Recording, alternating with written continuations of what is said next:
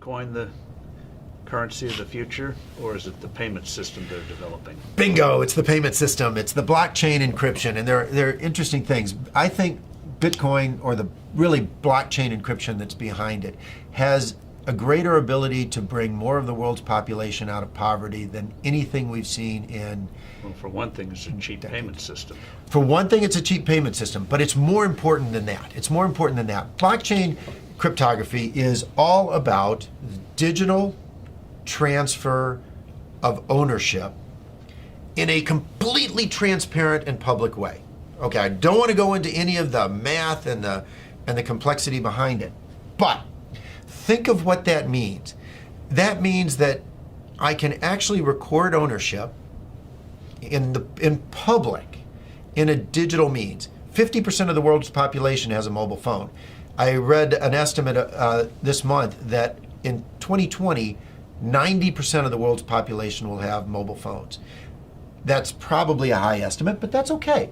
Now, $35 smartphones. but we're throwing them away, and they can ship them off to emerging markets. But what's powerful about this, now think about Hernando de Soto. Yes. Okay, the Institute for Liberty and Democracy in Peru. I really think Hernando de Soto should win the Nobel Prize for the work he's done. I hope he does. But he's gone around the world and identified one of the most powerful things to the economy and the creation of wealth, and that is the ownership of property. Which you can then use as collateral. Which you can use as collateral, and when you own it, you will develop it. You will, the best thing you can do for the environment is to own it, because when you own it, you make sure it's sustainable for your future family. And that's powerful. But they don't have the ability to own it. If you live in a shanty town, you operate outside of the legal economy. It's not that you want to operate outside of the legal economy, but you have no ownership of any property. Although in the neighborhood, everyone knows who owns what.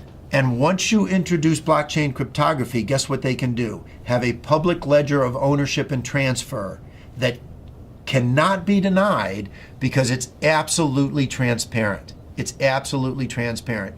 It is the means through which these individuals can get exactly what Hernando de Soto thinks they best need to bring themselves out of poverty.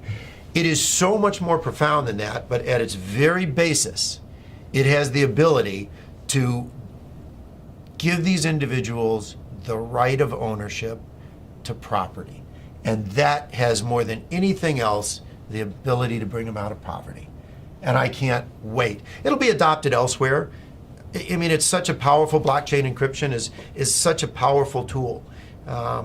It'll be used by banks, it'll be used by credit card companies. It will become a standard. But what's more interesting is what it can do to poverty around the world, to eliminate poverty. But also, what does that mean, that technology mean for credit card companies and the whole payment system, crazy gobbledygook payment system we have today? Very expensive. Doesn't that blow it away? I hope so. I hope so. I mean, think about it. When there was one manufacturer of phones in the U.S., the U.S. government, what did we have? This big clunky rotary thing that sat on desks. Now, what do we have? Cell phones of all flavors, sizes.